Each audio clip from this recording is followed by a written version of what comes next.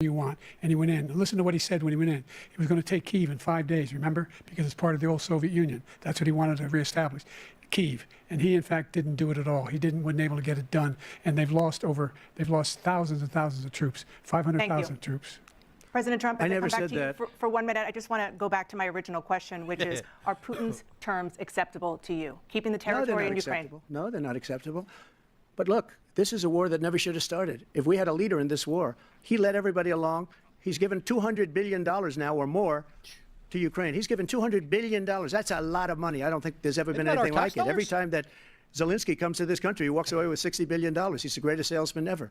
And I'm not knocking him. I'm not knocking anything. I'm only saying the money that we're spending on this war, and we shouldn't be spending, it should have never happened. I will have that war settled between Putin and Zelensky as president-elect before I take office on January 20th. I'll have that war settled. People being killed so needlessly, so stupidly, and I will get it settled, and I'll get it settled fast before I take office. President Biden, you have a minute. The fact is that Putin is a war criminal. He's killed thousands and thousands of people.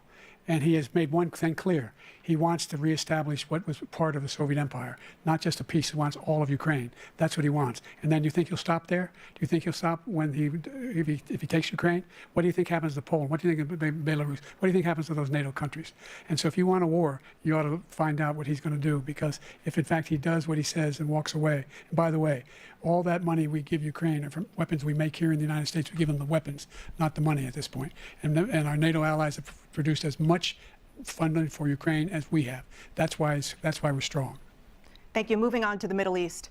In October, Hamas attacked Israel, killing more than 1,000 people and taking hundreds of hostages. Among those held and thought to still be alive are 5 Americans. Israel's response has killed thousands of Palestinians and created a humanitarian crisis in Gaza. President Biden, you've put forward a proposal to resolve this conflict, but so far Hamas has not released the remaining hostages, and Israel is continuing its military offensive in Gaza. So what additional leverage will you use to get Hamas and Israel to end the war? You have 2 minutes. Number one, everyone from the United Nations Security Council straight through to the G7 to the Israelis and Netanyahu himself have endorsed the plan I put forward, which has 3 stages to it. The first stage is trade the hostages for a ceasefire. Second phase is a ceasefire with additional conditions. The third phase is the end of the war. The only one who wants the war to continue is Hamas, number one. They're the only ones standing out. We're still pushing hard to get them to accept. In the meantime, what's happened? In Israel, we're finding that the only thing I've denied Israel was 2,000-pound bombs. They don't work very well in populated areas. They kill a lot of innocent people. We're providing Israel with all the weapons they need and when they need them. And by the way, I'm the guy that organized the world against Iran when they had a full-blown intercontinental ballistic missile attack on Israel. No one was hurt. No one Israeli was accidentally killed, and it stopped. We saved Israel. We are the biggest producer of support for Israel of anyone in the world. And so they're 2 different things. Hamas cannot be allowed to be continued. We continue to send our experts and our intelligence people as to how they can get Hamas like we did bin Laden. You don't have to do it. And by the way, they've been greatly weakened, Hamas, greatly weakened, and they should be. They should be eliminated. But you've got to be careful for using certain weapons among population centers. Just going back to Ukraine for 1 second. We have an ocean separating us. The European nations together have spent $100 billion or maybe more than that, less than us. Why doesn't he call them and say, you got to put up your money like I did with NATO? I got them to put up hundreds of billions of dollars. The Secretary General of NATO said Trump did the most incredible job I've ever seen. They wouldn't have any, they were going out of business. We were spending almost 100% of the money was paid by us. He didn't do that. He's getting you got to ask these people to put up the money. We're over $100 billion more spent, and it has a bigger impact on them because of location, because we have an ocean in between. You got to ask them. As far as Israel and Hamas, Israel's the one that wants to go. He said the only one who wants to keep going is Hamas. Actually, Israel is the one, and you should let him go and let him finish the job. He doesn't want to do it. He's become like a Palestinian, but they don't like him because he's a very bad Palestinian. He's a weak one. President Biden, you have a minute. I've never heard so much foolishness. This is a guy who wants to get out of NATO. Are you going to stay in NATO? He's going to pull out of NATO. The idea that our strength lies in our alliances as well. It may be a big ocean, but are we ever able to avoid a war in Europe, a major war in Europe? What happens if, in fact, you have Putin continue to go into NATO? We have an Article 5 agreement. Attack on one is attack on all. You want to start the nuclear war he keeps talking about, go ahead. Let Putin go in and control Ukraine and then move on to Poland and other places. See what happens then. He has no idea what the hell he's talking about. And by the way, I got 50 other nations around the world to support Ukraine, including Japan and South Korea, because they understand that this kind of dislocation has a serious threat to the whole world peace. No major war in Europe has ever been able to be contained just to Europe. President Trump, just to follow up, would you support the creation of an independent Palestinian state in order to achieve peace in the region? I'd have to see, but before we do that, the problem we have is that we spend all the money. So they kill us on trade. I made great trade deals with the European nations because if you add them up, they're about the same size economically. Their economy is about the same size as the United States. And they were no cars, they don't want anything that we have, but we're supposed to take their cars, their food, their everything, their agriculture. I changed that. But the big thing I changed is they don't want to pay. And the only reason that he can play games with NATO is because I got them to put up hundreds of billions of dollars. I said, and he's right about this, I said, no, I'm not going to support NATO if you don't pay. They asked me that question. Would you guard us against Russia at a very secret meeting of the 28 states at that time, nations at that time? And I said, no, if you don't pay, I won't do that. And you know what happened? Billions and billions of dollars came flowing in the next day and the next months. Billions. But now we're in the same position. We're paying everybody's bills. Let's turn to the issue of democracy. Former President Trump, I want to ask you about January 6, 2021. After you rallied your supporters that day, some of them stormed the Capitol to stop the constitutionally mandated counting of electoral votes. As president, you swore an oath to, quote, preserve, protect, and defend, unquote, the Constitution. What do you say to voters who believe that you violated that oath through your actions and inaction on January 6 and worry that you'll do it again? Well, I don't think too many believe that. And let me tell you about January 6th. On January 6th, we had a great border. Nobody coming through, very few. On January 6th, we were energy independent. On January 6th, we had the lowest taxes ever. We had the lowest regulations ever. On January 6th, we were respected all over the world. All over the world, we were respected. And then he comes in, and we're now laughed at. We're like a bunch of stupid people. What happened to the United States' reputation under this man's leadership is horrible, including weaponization, which I'm sure at some point you'll be talking about, where he goes after his political opponent because he can't beat him fair and square. You have 80 seconds left. My question was, what do you say to those voters who believe that you violated your constitutional oath through your actions and inaction on January 6, 2021, and worry that you'll do it again? Well, I didn't say that to anybody. I said peacefully and patriotically. And Nancy Pelosi, if you just watched the news from 2 days ago, on tape to her daughter, who's a documentary filmmaker, they say, but she's saying, oh, no, it's my responsibility. I was responsible for this. Because I offered her 10,000 soldiers or National Guard, and she turned them down. And the mayor of, in writing, by the way, the mayor, in writing, turned it down, the mayor of D.C. They turned it down. I offered 10,000 because I could see. I had virtually nothing to do. They asked me to go make a speech. I could see what was happening. Everybody was saying they're going to be there on January 6th. They're going to be there. And I said, you know what? There's a lot of people coming. You could feel it. You could feel it, too, and you could feel it. And I said, they ought to have some National Guard or whatever. And I offered it to her. And she now admits that she turned it down. And it was the same day she was, I don't know, she can't be very happy with her daughter because it made her into a liar. She said, I take full responsibility for January 6th. President Biden? Wow. Look, he encouraged those folks to go up to Capitol Hill, number one. I sat in the dining room off the Oval Office. He sat there for 3 hours watching, begging, being begged by his vice president and a number of his colleagues on the Republican side as well to do something, to call for a stop, to end it. Instead, he talked about these people being patriots and great patrons of America. In fact, he says he'll now forgive them for what they've done. They've been convicted. He says he wants to commute their sentences and say that no. He went to every single court in the nation. I don't know how many cases, scores of cases, including the Supreme Court, and they said, no, this guy is responsible for doing what was done. He didn't do a damn thing, and these people should be in jail, and they should be the ones who are being held accountable. And he wants to let them all out, and now he says if he loses again, such a whiner that he is, that it could be a bloodbath. Thank you, President Biden. President Trump? What they've done to some people that are so innocent, you ought to be ashamed of yourself. What you have done, how you've destroyed the lives of so many people. When they ripped down Portland, when they ripped down many other cities, you go to Minnesota, Minneapolis, what they've done there with the fires all over the city. If I didn't bring in the National Guard, that city would have been destroyed. When you look at all of they took over big chunks of Seattle. I was all set to bring in the National Guard. They heard that, they saw them coming, and they left immediately. What he said about this whole subject is so off. Peacefully patriotic. One other thing, the Unselect Committee, which is basically two horrible Republicans that are all gone now, out of office, and Democrats, all Democrats, they destroyed and deleted all of the information they found because they found out we were right. We were right. And they deleted and destroyed all of the information. They should go to jail for that. If a Republican did that, they'd go to jail. Thank you, President Trump. President Biden, I want to give you a minute. The only person on this stage is a convicted felon is the man I'm looking at right now. And the fact of the matter is, what he's telling you is simply not true. The fact is that there was no effort on his part to stop what was going on up in Capitol Hill. And all those people, every one of those who were convicted, deserves to be convicted. The idea that they didn't kill somebody, just went in and broke down doors, broke the windows, occupied offices, turned over desks, turned over statues. The idea that those people are patriots, come on. When I asked him the first two debates we had, first time around, I said, will you denounce the Proud Boys? He said, no, I'll tell them to stand by. The idea he's refusing to, will you denounce these guys? We denounce the people we're talking about now. We denounce the people who attacked that Capitol. What are you going to do? I'm going to give you a minute, President Trump, for a follow-up question I have. After a jury convicted you of 34 felonies last month, you said if reelected, you would, quote, have every right to go after, unquote, your political opponents. You just talked about members of the Select Committee on January 6th going to jail. Your main political opponent is standing on stage with you tonight. Can you clarify exactly what it means about you feeling you have every right to go after your political opponents? Well, I said my retribution is going to be success. We're going to make this country successful again, because right now it's a failing nation. My retribution is going to be success. But when he talks about a convicted felon, his son is a convicted felon at a very high level. His son is convicted, going to be convicted probably numerous other times. Should have been convicted before, but his Justice Department let the statute of limitations lapse on the most important things. But he could be a convicted felon as soon as he gets out of office. Joe could be a convicted felon with all of the things that he's done. He's done horrible things. All of the death caused at the border, telling the Ukrainian people that we're going to want $1 billion or you change the prosecutor, otherwise you're not getting $1 billion. If I ever said that, that's quid pro quo. That we're not going to do anything. We're not going to give you $1 billion unless you change your prosecutor having to do with the son. This man is a criminal.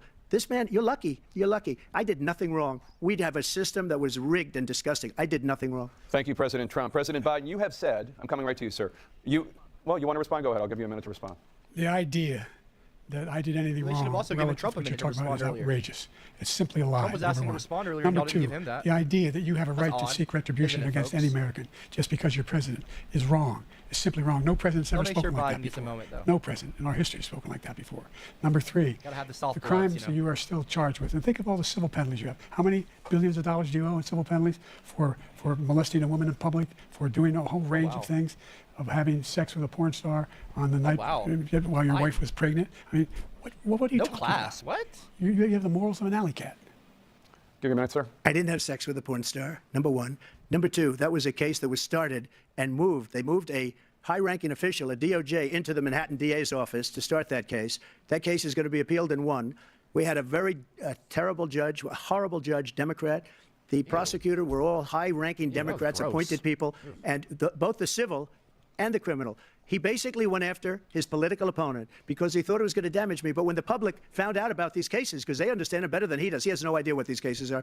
But when they found out about these cases, you know what they did? My poll numbers went up, way up. You know that because you're reporting it. And we took in more money in the last 2 weeks than we've ever taken in the history of any campaign. I don't think any campaign has ever taken. Hundreds of millions of dollars came pouring in because the public knows it's a scam, and it's a guy that's after his political opponent because he can't win fair and square. Thank you, President Trump. President Biden, you have said, quote, Donald Trump and his MAGA Republicans are determined to destroy American democracy. Do you believe that the tens of millions of Americans who are likely to vote for President Trump will be voting against American democracy? The more they know about what he's done, yes. The more they know about what he's done. And there's a lot more coming. He's got a lot of cases pretty around the world divisive coming to out. say. He's got a whole range of Don't you wanna issues he has to unify the face. nation, not be I don't know what the divisive? juries will do, but I do know he has a real problem. And so the fact that That's weird. Could you ever think you heard any president say that I'm going to seek retribution? Do you ever hear any president say that I thought Hitler had some good ideas? What got me involved to run in the first place after my son had died, I decided in Iraq, because of Iraq, I said I wasn't going to run again until I saw what happened in Charlottesville, Virginia. People coming out of the woods carrying swastikas on torches, and singing the same anti-Semitic bile they sang when back in Germany. And the young woman got killed. I spoke to the mother, and they asked him. They said, "What do you think of those people? The ones who got killed, the one who tried to stop it, and the ones," he said, "I think they're fine people on both sides." What American president would ever say? Nazis coming out of fields carrying torches, singing the same anti-Semitic bile, carrying swastikas, were fine people. And this is a guy who says Hitler's done some good things. I'd like to know what they are. The good things Hitler's done, that's what he said. This guy has no sense of American democracy. President Trump. Jake, both of you know that story has been totally wiped out because when you see the sentence, it said 100% exoneration on this. So he just keeps it going. He says he ran because of Charlottesville. He didn't run because of Charlottesville. He ran because it was his last chance. He's not equipped to be president. You know it, and I know it. It's ridiculous. We have a debate. We're trying to justify his presidency. His presidency, he's without question, the worst president, the worst presidency in the history of our country. We shouldn't be having a debate about it. There's nothing to debate. He made up the Charlottesville story, and you'll see it's debunked all over the place. Every reasonable anchor has debunked it. And just the other day it came out where it was fully debunked. It's a nonsense story. He knows that, and he didn't run because of Charlottesville. He used that as an excuse to run. President Biden? And debunked. It happened. All you have to do is listen to what was said at the time. And the idea that somehow that's the only reason I ran because I was worried a guy like this guy could get elected. If he thought they were good people coming out of that forest, carrying those woods, carrying those torches, then he didn't deserve to be president. Didn't deserve to be president at all. And the idea that he's talking about all this being fabricated, we saw with our own eyes. We saw what happened on January 6th. We saw the people breaking through the windows. We saw people occupying his own vice president. Look, there's a reason why 40 of his 44 top cabinet officers refused to endorse him this time. His vice president hasn't endorsed him this time. So why? Why? They know him well. They serve with him. Why are they not endorsing him? Thank you, President Biden. We're going to be right back with more from the CNN presidential debate. Yeah, I actually looked up that. I looked that up. That was actually fact-checked. That didn't happen. So I don't know why Joe Biden was doubling down on that. That's weird. Kind of an obnoxious. The House will be in order. Kind of a stupid move. This year, C-SPAN celebrates 45 years of covering Congress like no other. Kind of a stupid move, if you ask me, honestly. Oh, okay. Well, there you go. I guess Cameron or Aubrey's doing that. Based on what I've learned, we're pulling for Trump, right, Copper? Whatever you think. No, I'm not pulling for Trump. No, I will not be pulling for Trump. No. Cameron, Cameron, C-A-M-E-R-O-N. Thank you, Saif Rashad. Thank you. No, I'm not polling for Trump, and I'm not polling for Biden. I'm not a fan of Trump, but you know, I can certainly see how much Biden's degraded. Okay, I supported Biden in 2020. You know, I did not like how the Trump term. You know how. I don't know. It's just Trump was very polarizing, very divisive. There was the COVID years. You know, the pandemic was just so crazy. Everyone was double masking, and it was like vaccines and this and that. And there was a lot. And by the way, I will turn the volume back up on the stream when the debate comes back on. But yeah, it was crazy. I'm a fanboy. And I'm not a fan of Biden.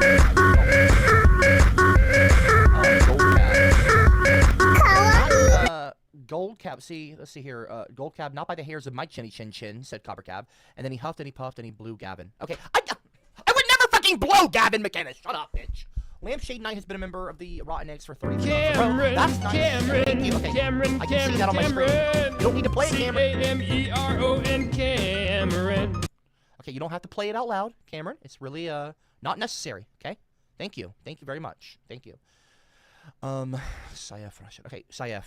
Please don't do that again, okay? I don't need y'all, you know, gifting Rotten Eggs when we're trying to listen to the Smoke weed every day. Whatever. Hello, Brooklyn. Is anyone else looking at their necks? I can't even focus on what they're saying. This looks like a vagine neck auction.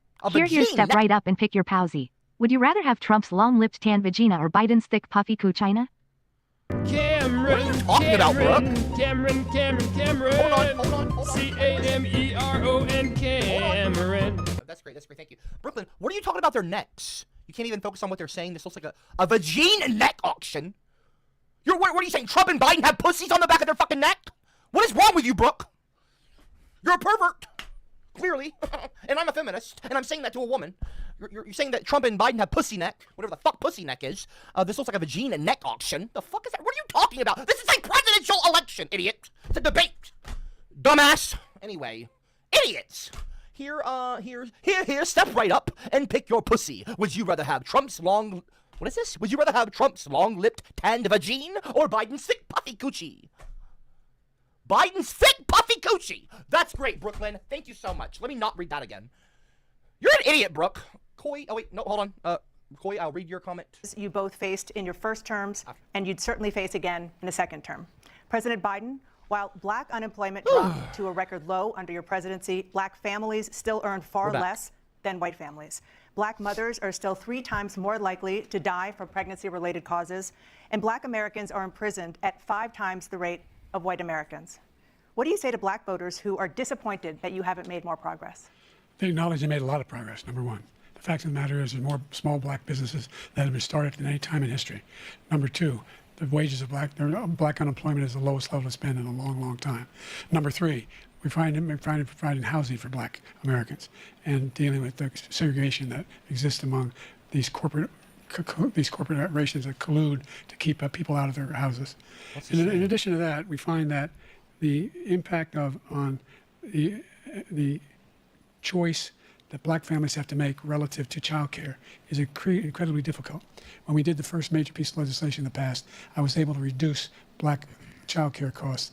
I cut them in half. We got to make sure we provide for child care costs. We got to make sure, because when you provide those child care protections, you increase economic growth because more people can be in the job market.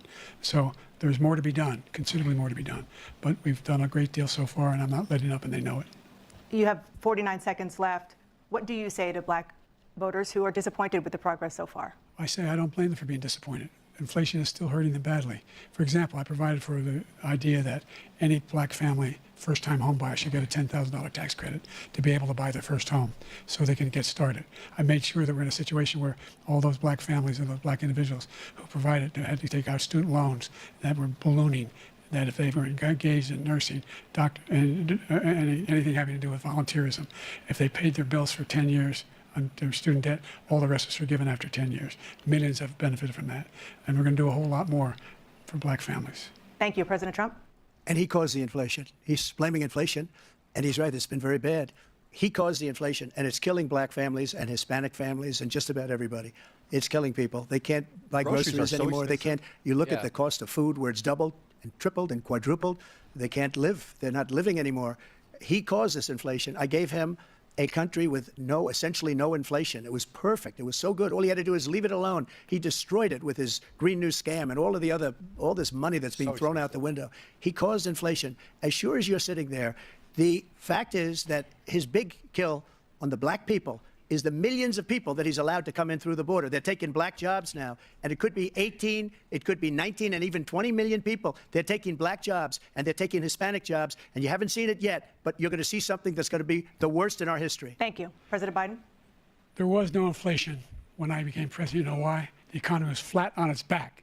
50% unemployment. He decimated the economy, absolutely decimated the economy. That's why there was no inflation at the time. There were no jobs. We provided thousands of millions of jobs for individuals who are in all communities, including minority communities. We made sure that they have health insurance. We have covered, the ACA has increased. I made sure that they're $8,000 per person in a family to get written off for the health care. But this guy wants to eliminate that. They tried 50 times. He wants to get rid of the ACA again, and they're going to try again if they win.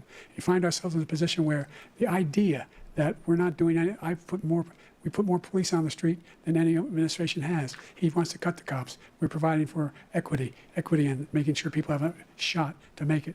There's a lot going on, but in inflation, he caused it by his tremendous malfeasance in the way he handled the pandemic. Thank you. Another persistent challenge is the climate crisis. 2023 was the hottest year in recorded history, and communities across the country are confronting the devastating effects of extreme heat, intensifying wildfires, stronger hurricanes, and rising sea levels. Former President Trump, you've vowed to end your opponent's climate initiatives, but will you take any action as president to slow the climate crisis? Well, let me just go back to what he said about the police, how close the police are to him. Almost every police group in the nation from every state is supporting Donald J. Trump, almost every police group. And what he's done to the black population is horrible, including the fact that for 10 years he called them super predators. In the 1990s, we can't forget that. Super predators was his name, and he called it to them for 10, and they've taken great offense at it, and now they see it happening. But when they see what I did for criminal justice reform and for the historically black colleges and universities, where I funded them and got them all funded, and the opportunity zones with Tim, as you know, Tim Scott was incredible. He did a great job, great senator from South Carolina. He came to me with the idea, and it was a great idea. It's one of the most successful economic development acts ever in the country, opportunity zones.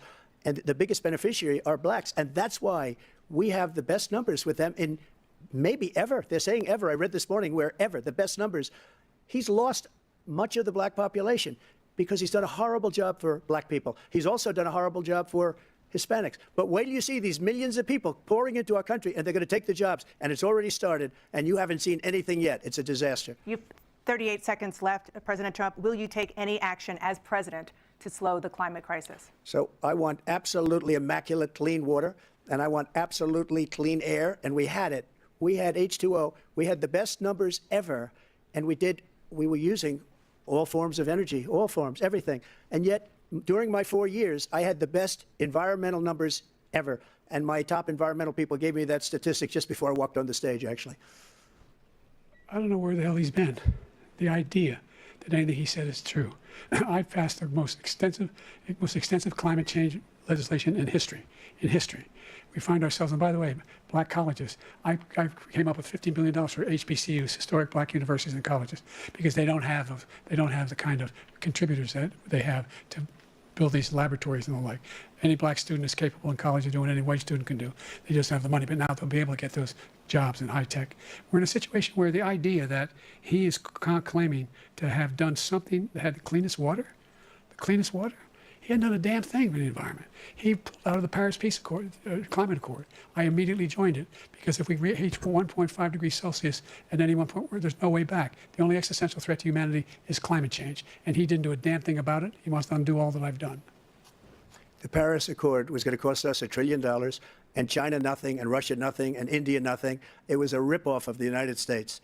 And I ended it because I didn't want to waste that money because they treat us horribly. We were the only ones. It was costing us money. Nobody else was paying into it. And it was a disaster. But everything that he said just now, I'll give you an example. I heard him say before, insulin. I'm the one that got the insulin down for the seniors. I took care of the seniors. What he's doing is destroying all of our medical programs because the migrants coming in, they want everybody. And look, I have the biggest heart on the stage, I guarantee you that. And I want to take care of people. But we're destroying our country. They're taking over our schools, our hospitals, and they're going to be taking over Social Security. He is destroying Social Security, Medicare, and Medicaid. The idea is that we, in fact, we were the only ones of consequence who were not members of the Paris Accord. How can we do anything if we're not able to, the United States can't get its pollution under control? One of the largest polluters in the world, number one. We're making significant progress. By 2035, we will have cut pollution in half. We have made significant progress, and we're continuing to make progress. We set up a climate corps for thousands of young people will learn how to deal with climate, just like the Peace Corps. And we're moving in directions that are going to significantly change the elements of cause of pollution. But the idea that he claims that he has the biggest heart up here and he's really concerned about pollution and about climate, I've not seen any indication of that. And by the way, with regard to